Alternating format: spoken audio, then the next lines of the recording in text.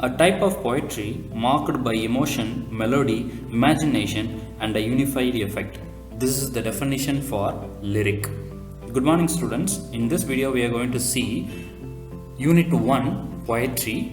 You have lyric. This is the subject of literary forms and criticism. We will see the first aspect. Subjective and objective poetry. It is the two distinguished types of poetry. According to Shelley, expression of the imagination. It is a musical composition in which a poet expresses his thoughts and emotion.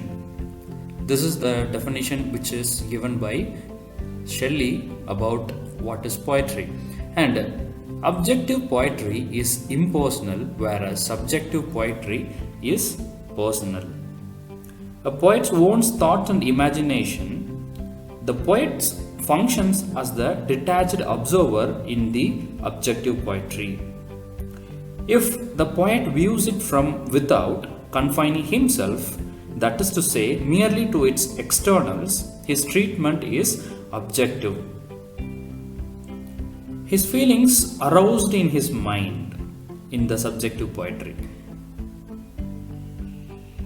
And then Shakespeare's objective making a plain statement of facts. We have the comparison between Shakespeare and Coleridge. Coleridge poems is subjective poems, whereas Shakespeare's poems are objective poems. Coleridge poem, it is an expression of deep personal feeling aroused by the real facts. Subjective poetry deals with author's own thought and emotion. You can see the examples of Tintin Abbey written by Wordsworth, Ode to the West Wind written by Shelley, and then of course the great epic Paradise Lost by John Milton. If we trace the origin of the poetry, objective poetry, it is very older than the subjective poetry. Ancient people recorded their memorable deeds of courage, war, and landscapes. They do not have any written format, but they still pass it on through the songs, for which we use lyric. So that is how the objective poetry and as well as the lyric has originated. Later, with the emergence of printing press, it was published. So from that, old English literature has started to emerge. They value the experiences of their eyes and ears more than the mind.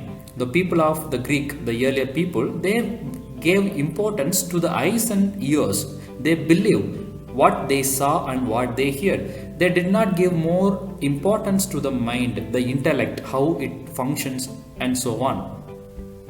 And last point is epic and drama are objective poetry, whereas lyric and elegies are subjective poetry. Okay. Now we'll see deeply into the lyric. So before that we saw objective poetry and subjective poetry. Now we are going to see what is lyric. Lyric is uttered in the first person, the I. It may be the poet or the imaginary character. Melik or lyric, song sing by a single voice to the lyre. Lyre means here musical instrument. That is what called lyre. And then it is a single song, solo song, whereas in the other hand you have chorus. Choric was a collective song. It was sung by a group of people. In ancient times, music provided by the minstrel's harp or lyre. They had two instruments. One is lyre and then another one is minstrel's harp. More than the lyric, the voice of the singer gives right emotion. Yes, even when we listen to some other songs, more than the lyric, the voice of a particular singer, it gives the right emotion. Say for an example, we have many singers with the soulful voices like Yuvan Shankar Raja, Pradeep Kumar in Tamil. Okay, so for example, after that later rhyme and rhythm was added to the music. So it made the song more meaningful and more soulful. Now let's see the subject matters of the lyric. expression to a single emotion or feeling. So the subject matter is it give importance to the emotion or the feeling. And then later the Elizabethans invested words with the highest musical quality. In Elizabethan age, we had many good poets. They come up with a lot of good songs like ode and also even elegies. So all this, as we saw in earlier slide, elegy is also a lyric form. It is quite brief, very short, and it was later developed by John Keats and then Shelley, Tennyson, and Swinburne. So these are the people, they have developed the subject matter of the lyric. The term lyric includes any types of poem with the very general qualities of being personal and emotional in expression. So the lyric can be any type of poem. For example, it could be a ballad, sonnet, or whatever the type. But the main aspect is it should have the personal touch and also emotional when it is expressing. And then it should be being meditative and being musical. That's what very important. It should be musical and meditative. And then next point, sonnets, elegies, and metaphysical poems, romantic poems, and even ballads are maybe lyrical. So as I said, it could be lyrical because it has the sweet musical and meditative qualities. So the word lyric is related to expression, not form. So this is the very important thing. You have to understand that lyric is related to the expression, not the form. Form is the genre. As I have told you in the introductory video, form is a genres, okay, whereas lyric is an expression. It is related to expression. And lyric is a subjective poem since it expresses the poet's emotion. Okay, it is a subjective poem because it expresses the emotion and it cannot help being intensely personal. Okay, now we'll see the next slide. Poet wishes to convey his impression swiftly, memorably, and musically. Okay, so the poets usually in other poems they just express their high rich words, but in lyric they have to modify into memorably, and it should have the musical quality. Then only the particular poem, the lyric will appeal to the hearts than to minds. Okay, even if you hear there are millions and billions of songs out there, but you select a very few songs because it is very close to your heart. That's why it is more appeal. And then most lyrics are meditation on loneliness by the poet. Yes, of course, all the lyrics are, the poems and everything was, contemplated or otherwise called meditative in the loneliness of the particular poet. And then the common topics was used to write through lyrics are love and death. So this is the very common theme and very in-depth themes also. So the poets chosen to write about these two themes. And then romantic poems, which are personal poems with the spontaneous kind of expression, are also usually lyrics. So here all the romantic poems with the personal in touch is also usually lyrics. For an example, there are few examples I have given there. You can see Break, Break, Break. It is also a poem, lyrical poem written by Alfred Lord Tennyson. And then My Mistress' Eyes Are Like Nothing But the Sun, written by Shakespeare. Canonization by John Donne. And the Tiger, Tiger, William Blake. Tiger, Tiger, burning bright in the forest of the night. So that the poem.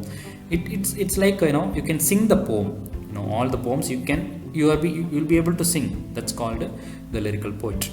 And I wandered lonely as a cloud. This is the last example. I wandered lonely as a cloud. It was written by William Wordsworth.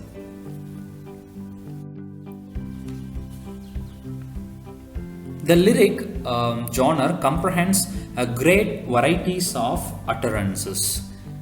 Okay, it has a very larger number of very varieties of utterances. Utterances means to the medium of to share the aspects. And Ben Jonson's, for example, to the memory of William Shakespeare. It is also a very great lyric genre. And then Walt Whitman's Ode on the Death of Abraham Lincoln, Oh Captain, my Captain. It is a very famous, world-class famous elegy. Okay, it was written by Walt Whitman. It is also a very, written for the memory of his beloved leader Abraham Lincoln. It is a mourning poem. It is a ceremonial poem uttered in a public voice on a public occasion. So it denotes the death of the departure of the great soul Abraham Lincoln. Among the private modes, some are brief, intense expression of a mood or state or feeling. So the subject matters and the type of lyric, it could be uttered to a public voice or a public occasion, and some are very personal. Okay, the private mode. If it has a private mode, you can see the examples of Shelley's Tonight, Emily Dickinson's Wild Night, Wild Nights. Okay, so these are the few examples.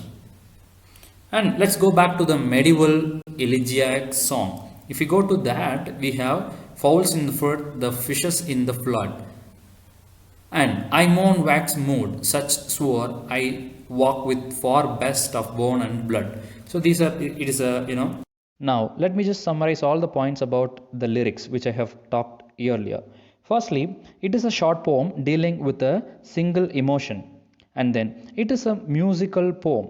Word music being an important element in its effects. So, music and word, that should be very, very important in this medium. And it is a subjective poem expressing the varying moods of the author. So if it is describing about the particular person's or author's mood, it is a subjective poetry. Objective is like we observe it differently at certain distance.